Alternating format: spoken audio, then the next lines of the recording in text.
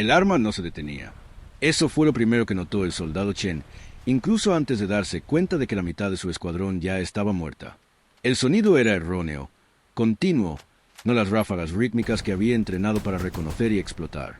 A la infantería china le habían enseñado que las ametralladoras disparaban en patrones, que había pausas cuando el artillero cambiaba el cargador o dejaba enfriar el cañón, momentos en los que se podía avanzar. Pero esta arma no ofrecía tanta misericordia. Simplemente rugía, un grito mecánico ininterrumpido, y los hombres caían en oleadas, filas enteras desplomándose como si una mano invisible las hubiera barrido.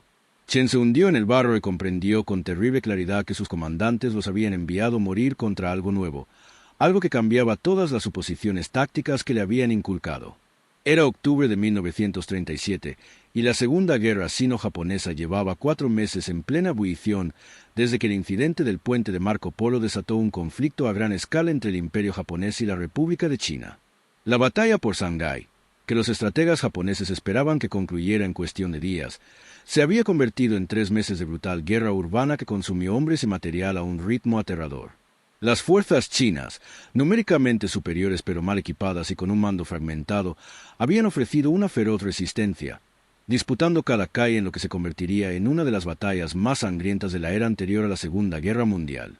A finales de octubre, las fuerzas japonesas finalmente habían roto las líneas defensivas chinas y avanzaban tierra adentro, alejándose de la ciudad ahogada por los escombros y adentrándose en terreno abierto en el valle del río Yangtze. Aquí, los comandantes chinos recurrieron a las tácticas que les habían servido durante décadas de conflictos entre caudillos y guerras civiles. Asaltos masivos de infantería diseñados para abrumar las posiciones defensivas mediante la simple superioridad numérica, aceptando bajas catastróficas para lograr un avance.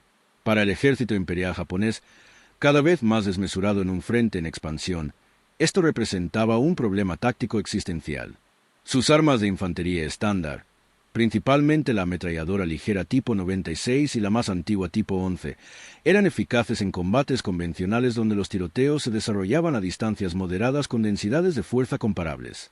Pero contra oleadas de ataques humanos que involucraban a cientos o miles de tropas avanzando en campo abierto, la doctrina estándar fallaba. Una dotación experta de ametralladoras podía abatir a docenas de atacantes antes de tener que detenerse para cambiar el cargador, enfriar el cañón o despejar atascos. Esas pausas, que duraban apenas segundos, daban a los atacantes un tiempo precioso para acortar distancias. Una vez que la infantería china llegó a las trincheras japonesas, la ecuación táctica cambió drásticamente. Bayonetas, granadas y una superioridad numérica anularon las ventajas tecnológicas de Japón, y posiciones que deberían haber sido defendibles se convirtieron en trampas mortales para los defensores, superados en número. Lo que los comandantes japoneses necesitaban con urgencia era potencia de fuego sostenida, armas capaces de mantener el fuego continuo durante largos periodos sin las pausas mecánicas que requerían las armas de infantería estándar. El concepto era teóricamente sólido, pero difícil en la práctica. Las ametralladoras pesadas como la tipo 92 podían mantener el fuego durante más tiempo que las armas ligeras, pero eran voluminosas, requerían grandes dotaciones y su reposicionamiento era lento. En las fluidas batallas defensivas que se desarrollaban en el centro de China, la movilidad era casi tan importante como la potencia de fuego. La doctrina táctica japonesa necesitaba un arma que combinara la capacidad de fuego sostenido de un cañón pesado con la capacidad de despliegue y la eficiencia de las tripulaciones de un arma ligera. La solución, cuando surgió, provino de un lugar inesperado: la Fuerza de Bombarderos Estratégicos de Japón en rápida expansión. Tanto el servicio aéreo del ejército imperial japonés como el servicio aéreo de la Armada Imperial japonesa operaban bombarderos bimotores en toda China, realizando bombardeos estratégicos de ciudades y apoyo táctico a operaciones terrestres. Estas aeronaves, incluyendo modelos como el Mitsubishi Ki-21 y el Nakajima K-49 para el ejército y el Mitsubishi G-3M para la Armada, llevaban armamento defensivo para protegerse de la interceptación de cazas chinos. El arma defensiva estándar en 1937 era el tipo 89, una ametralladora de 7,7 milímetros que era esencialmente una versión autorizada y modificada de la ametralladora Lewis británica. Era fiable y bien conocida por los armeros japoneses, pero su cadencia de tiro, de aproximadamente 600 disparos por minuto, y su sistema de munición alimentado por cargador limitaban su eficacia en combates prolongados. Los ingenieros de aviación japoneses ya estaban desarrollando armas más pesadas y de disparo más rápido para reemplazar al tipo 89 en posiciones defensivas contra bombarderos. Una de estas armas fue la Ju-103, una ametralladora de 12,7 milímetros desarrollada nacionalmente por las fábricas con licencia de Browning e inspirada en la Browning M2 estadounidense, pero fabricada con metalurgia y especificaciones japonesas. La Ju-103 fue diseñada específicamente para uso aeronáutico, concebida para disparar aproximadamente 850 disparos por minuto y, crucialmente, empleaba un sistema de munición de alimentación por cinta que eliminaba la necesidad de cambios frecuentes de cargador que afectaban a las armas anteriores. En escenarios de combate aéreo, esto se traducía en una capacidad de fuego sostenido que podía atravesar las estructuras de las aeronaves enemigas o suprimir a los cazas atacantes el tiempo suficiente para que los bombarderos escaparan. Pero a finales de 1937, la Ju-103 aún se encontraba en las evaluaciones finales. Los modelos de preproducción y los primeros ejemplares de producción se almacenaban en diversas bases aéreas, a la espera de la aprobación final y el despliegue de toda la flota. Decenas de estas armas permanecían almacenadas, con su potencial desaprovechado, mientras las unidades de infantería a menos de 50 kilómetros de distancia eran invadidas por los asaltos masivos chinos. El teniente Yamamoto Hideki tenía 26 años y nunca tuvo la intención de ser soldado. Había estudiado ingeniería mecánica en la Universidad Imperial de Kioto, especializándose en diseño automotriz, y esperaba unirse a uno de los fabricantes emergentes de automóviles de Japón después de graduarse. Pero el reclutamiento en 1936 reorientó su vida, y el ejército, reconociendo su formación técnica, lo asignó a tareas de artillería en lugar de infantería de línea. Para octubre de 1937, estaba destinado en una base aérea a 20 kilómetros al suroeste de Nanjing, responsable del mantenimiento de los sistemas de armamento de los escuadrones de bombarderos allí estacionados. Era un trabajo técnico, exigente pero relativamente seguro, y Yamamoto era plenamente consciente del privilegio. Hombres que había conocido en la universidad morían en las trincheras mientras él trabajaba en talleres, diagnosticando fallos mecánicos y supervisando instalaciones de armamento. Pero a finales de octubre, la guerra se acercaba. La base aérea, que se había sentido segura tras múltiples líneas defensivas, se encontraba repentinamente al alcance de la artillería de los contraataques chinos.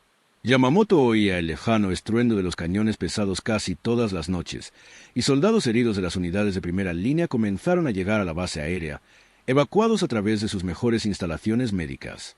Las historias que contaban estos hombres eran inquietantes. Las fuerzas chinas lanzaban ataques masivos, a veces involucrando regimientos enteros, aceptando tasas de bajas aterradoras para lograr una ruptura. Las posiciones defensivas japonesas, incluso las bien fortificadas, estaban siendo invadidas por la pura presión numérica. Las dotaciones de ametralladoras disparaban hasta que sus cañones brillaban, pero las pausas necesarias para cambiar los cargadores o los cañones eran suficientes para que los atacantes acortaran la distancia final. Una noche, mientras Yamamoto realizaba inventario en el almacén de armamento, un mayor de la 16ª División apareció con una petición urgente e inusual. Su batallón defendía una sección crítica de la línea defensiva a lo largo del acceso del río Yangtze a Nanjing. Habían sufrido 3 asaltos masivos la semana anterior, y si bien habían repelido cada ataque, las bajas aumentaban y las reservas de munición se agotaban más rápido de lo que el suministro podía reponerlas. Lo que su batallón necesitaba desesperadamente, era mayor potencia de fuego sostenida. ¿Tendría Yamamoto acceso a armas que pudieran mantener el fuego continuo durante periodos prolongados? Yamamoto pensó inmediatamente en los cañones Ju-103 almacenados. Tenían la cadencia de fuego que el mayor describió como necesaria, y sus sistemas de alimentación por cinta permitían, en teoría, disparar de forma continua mientras hubiera cintas disponibles y el cañón no se sobrecalentara. Pero eran armas de aviación, diseñadas para operar en torretas de bombarderos con sistemas de montaje específicos y refrigeración por flujo de aire. Adaptarlas para su uso en tierra requeriría una modificación significativa. El hardware de montaje tendría que rediseñarse por completo. Habría que abordar la cuestión de la refrigeración, ya que los cañones montados en tierra no se beneficiarían del flujo de aire, y no había garantía de que el arma pudiera soportar el fuego sostenido que exigía el combate terrestre. Pero Mayor estaba desesperado, y la desesperación suele superar las objeciones técnicas. Yamamoto accedió a intentar la conversión. Seleccionó 3 cañones Ju-103 del almacén y reunió a un equipo de 2 armeros experimentados para que le ayudaran con las modificaciones. El primer reto fue crear una plataforma de montaje estable. Los cañones de los aviones utilizaban monturas especializadas integradas en los anillos de la torreta o en las estructuras del ala, sistemas completamente incompatibles con el uso terrestre. Yamamoto necesitaba un trípode que pudiera soportar el peso del Ju-103, aproximadamente 30 kilogramos a plena carga, y absorber las fuerzas de retroceso sostenidas que se generarían con disparos prolongados. La ametralladora pesada tipo 92, utilizada por la infantería japonesa en posiciones defensivas, empleaba un trípode robusto diseñado para un arma de aproximadamente 55 kilogramos. El trípode era robusto, pero estaba diseñado para las características de retroceso específicas del tipo 92. El Ju-103 tenía una dinámica de retroceso diferente, y a Yamamoto le preocupaba que el simple montaje del cañón más ligero en un trípode más pesado provocara inestabilidad. Decidió reforzar un trípode del tipo 92 con refuerzos de acero adicionales, soldando travesaños entre las patas y añadiendo puntales de soporte para distribuir las fuerzas de retroceso de forma más uniforme. Las modificaciones requirieron 6 horas de meticulosa metalistería y el trípode resultante era más pesado de lo óptimo, pero teóricamente sólido. El segundo desafío era más complejo, la refrigeración. Las ametralladoras de aeronaves dependían del flujo de aire ambiental para disipar el calor generado durante el disparo. Un bombardero volando a 300 km por hora proporcionaba un flujo de aire considerable a través del cañón del arma, disipando el calor y evitando que el metal alcanzara temperaturas que pudieran causar deformaciones o fallos. Un cañón montado en tierra permanecería estacionario, sin dicho flujo de aire, y el cañón del Ju-103, aunque robusto, se había diseñado con la premisa de refrigeración por aire. Un disparo prolongado podía causar un sobrecalentamiento lo suficientemente grave como para deformar el cañón, atascar el mecanismo de acción o incluso causar un fallo catastrófico. Yamamoto consideró varias soluciones. La más obvia fue implementar una camisa de refrigeración por agua similar a las utilizadas en ametralladoras pesadas como la tipo 92 o armas anteriores como la Maxim. La refrigeración por agua era una tecnología probada, fiable y eficaz, pero añadía peso y complejidad. Encontró una camisa de refrigeración por agua de una ametralladora pesada tipo 3, un arma más antigua que se había descatalogado en gran medida, pero cuyas piezas seguían en inventario. La camisa estaba diseñada para un perfil de cañón diferente, por lo que Yamamoto tuvo que modificarla, cortando y remodelando de metal para que se ajustara al cañón más delgado del Ju-103. Fabricó puntos de conexión con tubos de cobre, creando un sistema de circulación por el que el agua fluiría alrededor del cañón, absorbería el calor y se repondría desde un depósito. Era una ingeniería improvisada, pero en las pruebas de laboratorio parecía funcional. El tercer desafío se relacionaba con el manejo de la munición. El Ju-103 utilizaba eslabones de cinta desintegrables, un sistema en el que los cartuchos se sujetaban mediante clips metálicos que se separaban al introducir cada bala en la recámara. Esto era eficiente para uso aéreo, donde los eslabones gastados simplemente caían al aire. Para uso terrestre, Yamamoto necesitaba crear un sistema de alimentación que evitara que los eslabones se acumularan y atascaran el mecanismo. Fabricó un sencillo conducto de chapa metálica que guiaría los eslabones gastados lejos de la acción del arma y hacia una caja de recolección. Además, creó soportes para cintas con chatarra y lona, lo que permitía a los cargadores colocar varias cintas para cambios rápidos.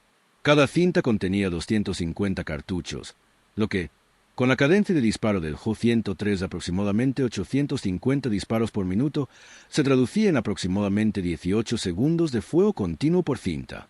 Si los cargadores pudieran cambiar las cintas en menos de 5 segundos, teóricamente sería posible el fuego sostenido. El primer disparo de prueba tuvo lugar justo antes del amanecer, en una zona aislada de la base aérea, alejada de las operaciones activas. Yamamoto montó el Ju-103 modificado sobre su trípode reforzado, se aseguró de que la camisa de agua estuviera llena y cargó una cinta en el mecanismo de alimentación. Disparó una ráfaga corta de unos 3 segundos para verificar su funcionamiento básico. El arma funcionó a la perfección. El retroceso fue absorbido por el trípode y los eslabones gastados se expulsaron limpiamente. Disparó una ráfaga más larga, de 10 segundos, desplazando el fuego a través de un área objetivo a distancia. El arma se mantuvo estable y su cadencia de tiro constante. Luego realizó la prueba crítica, una cinta llena, 250 disparos continuos. El arma rugió durante 18 segundos, con un sonido claramente diferente al de las ametralladoras estándar, más profundo y sostenido. El cañón se calentó rápidamente, visible incluso en la penumbra del amanecer como un tenue resplandor. Pero la camisa de agua funcionó como estaba previsto, impidiendo que el calor alcanzara niveles catastróficos. Cuando la cinta se secó, Yamamoto examinó el arma con atención. El cañón no mostraba señales de deformación. La acción seguía funcionando con suavidad. El trípode no se había movido a pesar del retroceso sostenido. La conversión había funcionado. En cuestión de horas, los 3 cañones Ju-103 modificados se cargaron en camiones de transporte junto con la munición, las piezas de repuesto y el equipo de refrigeración por agua. Yamamoto acompañó las armas, aparentemente para brindar apoyo técnico, pero también impulsado por la necesidad de comprobar si su improvisación funcionaría en condiciones de combate. El viaje al frente duró 4 horas, recorriendo carreteras dañadas por la artillería y abarrotadas de convoys de suministros que se desplazaban en ambas direcciones. La posición del batallón, cuando finalmente llegaron, era una loma baja con vistas a una llanura aluvial, donde el río Yangtze había creado accesos amplios y planos cuya defensa era tácticamente infernal. Las fuerzas chinas controlaban el lado opuesto de la llanura y la habían estado utilizando para organizar asaltos masivos, aceptando la exposición a cambio de la capacidad de desplegar un número abrumador de tropas. El comandante del batallón, el capitán Tanaka, era un oficial de carrera de unos 35 años que aparentaba una década más de cansancio. Examinó los cañones Ju-103 con evidente escepticismo. Parecían demasiado grandes, mecánicamente demasiado complejos y frágiles para las brutales realidades del combate de infantería. Pero no estaba en posición de rechazar ninguna ventaja potencial. Colocó los cañones con cuidado. Uno cubría la vía principal de acceso desde el río, otro cubría una ruta secundaria por el flanco y el tercero se mantenía en reserva en el puesto de mando del batallón. Yamamoto dedicó la tarde a entrenar a las dotaciones de los cañones en el funcionamiento de las armas, explicando el procedimiento de carga por cinta, la importancia crucial de mantener agua en la camisa de refrigeración y la necesidad de gestionar la munición con cuidado, ya que el reabastecimiento sería incierto. Las tripulaciones estaban formadas por soldados de infantería con distintos niveles de experiencia con ametralladoras, pero ninguna con armas tan pesadas como la Ju-103. Escuchaban con la intensidad de quienes comprendían que su supervivencia podría depender de este conocimiento. El sargento Nakamura Takeshi, asignado al mando de la tripulación en la posición principal, era un veterano de los combates de Shanghái, de 31 años, tranquilo y metódico. Hizo preguntas detalladas sobre ejercicios de parada, cómo despejar atascos y qué hacer si fallaba el sistema de refrigeración. Yamamoto ofreció todas las respuestas posibles, pero fue sincero sobre las limitaciones de sus conocimientos. Esta arma nunca se había utilizado en combate terrestre. Todos aprenderían juntos. El ataque se produjo esa noche, al amparo de la oscuridad, mientras los comandantes chinos buscaban anular las ventajas japonesas en potencia de fuego defensiva acortando la distancia antes de que pudieran enfrentarse eficazmente. Comenzó con una breve descarga de mortero, con proyectiles impactando sobre las posiciones japonesas, más hostigamiento que bombardeo serio. Entonces, en la oscuridad, se oyeron ruidos de movimiento. Cientos de hombres avanzaban por la llanura. Los centinelas japoneses dispararon bengalas, y la escena que se desencadenó fue de pesadilla. La infantería china, avanzando en múltiples oleadas, con al menos un regimiento de hombres, quizás 2000 soldados, avanzaba a paso rápido hacia las líneas japonesas. Nakamura, posicionado detrás del Ju-103 con su tripulación de 2 hombres, observó el avance de la masa y sintió que se le aceleraba el pulso. La doctrina habitual sería contener el fuego hasta estar a 200 metros, optimizando así la eficiencia de la munición. Pero al ver la gran cantidad de atacantes, comprendió que la eficiencia de la munición carecía de importancia si eran superados. Abrió fuego a 300 metros. El Ju-103 estalló con un sonido sin igual en ese campo de batalla. No era el traqueteo agudo e intermitente de una ametralladora ligera tipo 96, ni siquiera el ritmo más pesado de una tipo 92. Era un rugido continuo y mecánico, de tono más profundo e implacable en su persistencia. Nakamura movió el arma lentamente de izquierda a derecha, observando a través de la mira cómo los proyectiles de 12,7 milímetros destrozaban la formación que avanzaba. Los hombres caían no individualmente, sino en grupos de 5 o 6 a la vez, mientras las pesadas balas atravesaban los cuerpos y continuaban impactando a los que iban detrás. Disparó hasta que la cinta se vació, 18 segundos de fuego continuo, y antes de que pudiera siquiera empezar a evaluar el efecto, su cargador, el soldado Sato, había colocado una nueva cinta en el mecanismo de alimentación. Nakamura reanudó el fuego sin pausa. El asalto chino no disminuyó su velocidad. No podía disminuirla. Se habían dado órdenes. Se había establecido el impulso y la doctrina táctica del asalto masivo dependía de aceptar bajas para acortar la distancia. pero las matemáticas del asalto se estaban desmoronando. En un combate convencional, una dotación de ametralladoras podía disparar una ráfaga, detenerse para apuntar, disparar otra ráfaga y detenerse para cambiar los cargadores. Durante esas pausas, los atacantes cubrían terreno, manteniendo el impulso a pesar de las pérdidas. Pero el Ju-103 no ofrecía pausas. Simplemente seguía disparando, y las bajas se acumulaban más rápido de lo que el asalto podía absorber. Nakamura se perdió en el ritmo mecánico de la operación. Disparar hasta vaciar la cinta. Esperar 3 segundos mientras Sato carga. Reanudar el fuego. Su mundo se redujo a las miras, a la masa de objetivos, al gatillo bajo su dedo. No pensaba en los hombres que caían. Pensaba en mantener el funcionamiento del arma, en mantener el flujo de fuego continuo, en ser la barrera que evitaría que su posición fuera invadida. El cañón comenzó a brillar, tenuemente al principio, luego más visiblemente, una luz naranja emanando del metal. El agua de la camisa de refrigeración hirvió, el vapor silbó de las conexiones, pero el sistema resistió. El segundo Ju-103, posicionado en el flanco bajo el mando del cabo Ishida, abrió fuego momentos después del cañón de Nakamura. Ishida era más joven, menos experimentado y disparó con mayor agresividad, consumiendo munición más rápido sin ajustar la puntería con la misma precisión. Pero la potencia de fuego bruta compensó su inexperiencia. El ataque de flanqueo, que los comandantes chinos esperaban que les permitiera envolver la posición japonesa, se desintegró bajo el fuego continuo. Los oficiales que intentaban reagrupar a sus hombres fueron aniquilados. Las escuadras que intentaron establecer posiciones de fuego de cobertura fueron reprimidas antes de que pudieran desplegarse. El asalto por el flanco fracasó en 10 minutos. En el centro, el cañón de Nakamura continuaba su trabajo incansable. Había perdido la cuenta de cuántos cinturones había cargado Sato. La pila de cajas de munición gastada junto a su posición crecía. Le dolían las manos de sujetar el arma, le dolían los hombros tras absorber horas de retroceso transmitido por el armazón, pero no se detuvo. No podía detenerse. Los chinos seguían avanzando, oleada tras oleada, y si el cañón se callaba, llegarían a la trinchera. 90 minutos después de comenzar el asalto, estalló. Las fuerzas chinas, tras sufrir bajas que luego se estimarían en más de 500 muertos y quizás el doble de heridos, se retiraron por la llanura, arrastrando a sus heridos y dejando a sus muertos. Nakamura soltó el gatillo y se recostó, temblando de agotamiento y adrenalina. El silencio se sentía extraño, opresivo después de tanto tiempo escuchando el rugido del arma. Sato lo miraba con una expresión que Nakamura no pudo descifrar. Miedo, quizás, o horror, o algo más. El capitán Tanaka llegó a la posición poco después del amanecer, inspeccionando el campo con binoculares. La llanura estaba cubierta de cadáveres, esparcidos a lo largo de varios cientos de metros de terreno abierto. Tanaka hizo un recuento rápido. Se detuvo y volvió a empezar. Se giró hacia Nakamura. ¿Cuántos cinturones disparaste? Nakamura miró la pila de cajas vacías. 32 cinturones. 8,000 balas. Tanaka guardó silencio un largo rato. Tu arma causó aproximadamente la mitad de esas bajas.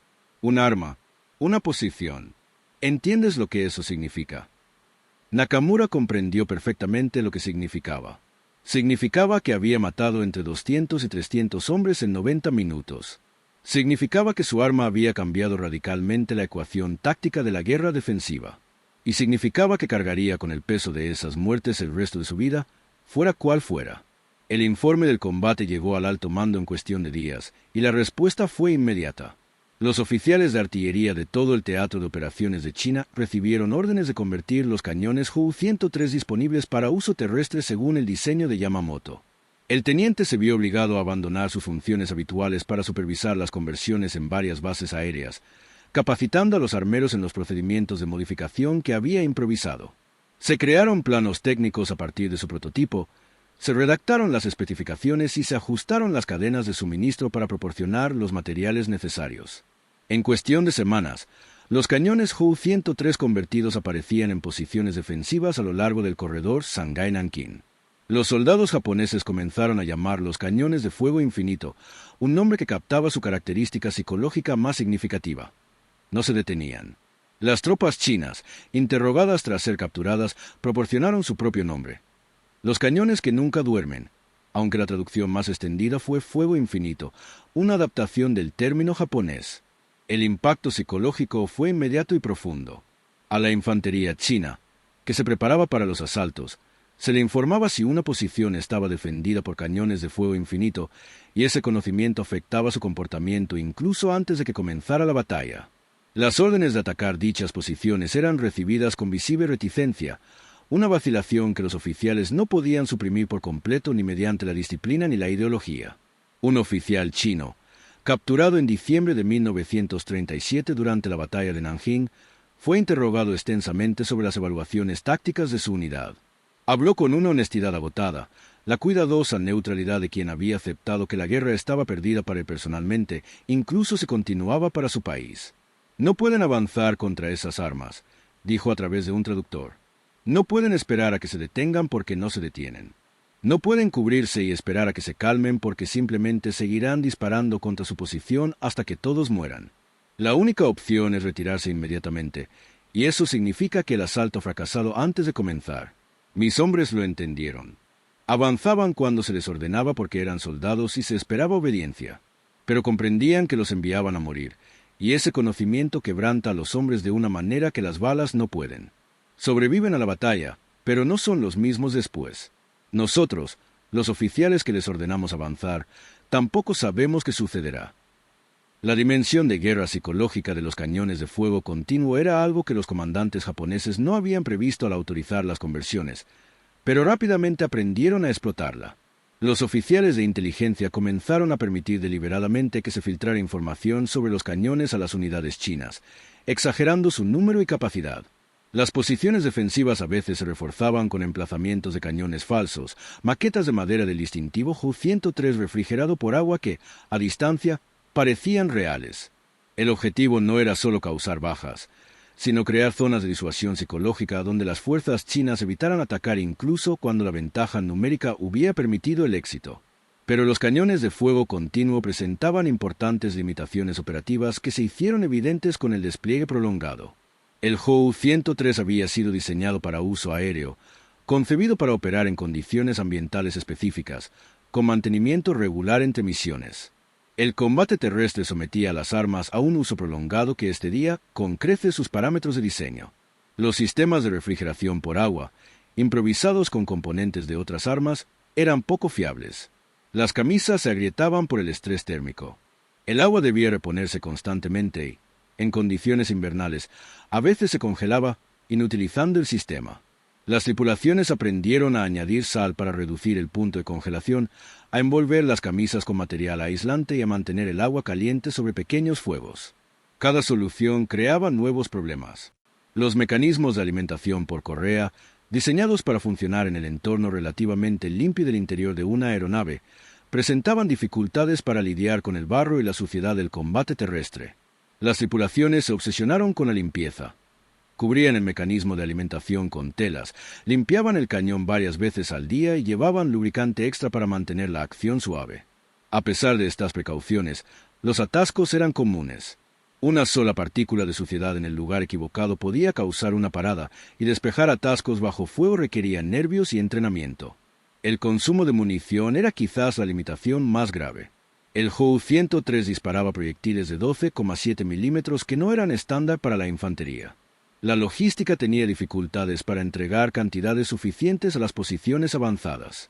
Un solo combate sostenido podía consumir miles de proyectiles, y los convoyes de reabastecimiento eran atacados con creciente frecuencia a medida que las fuerzas chinas adaptaban sus tácticas.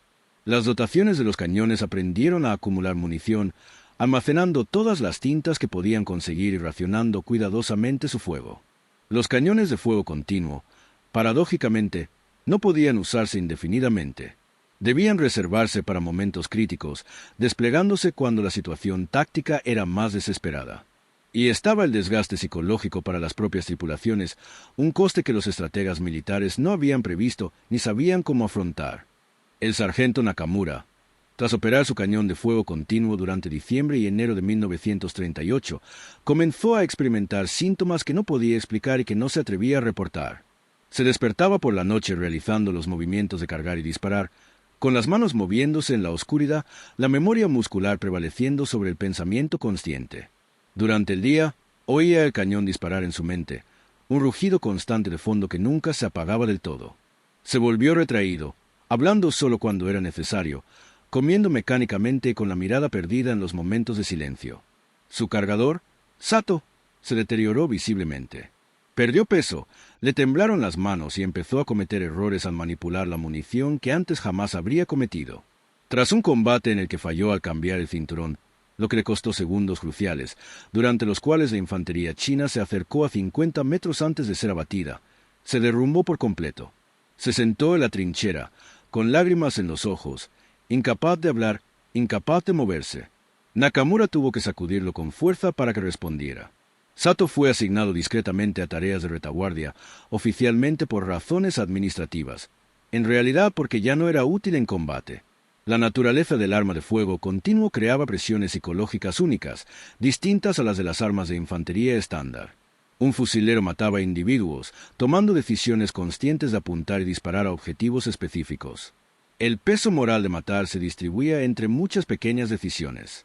Pero el operador del arma de fuego continuo tomaba una decisión, apretar el gatillo, y luego mataba a docenas o cientos mediante un proceso mecánico. La humanidad individual de los objetivos se desvanecía en la masa.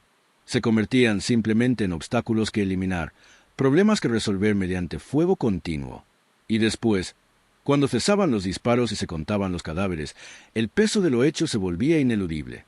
El capitán Tanaka, observando sus artilleros, comprendió lo que sucedía, aunque carecía de vocabulario para describirlo.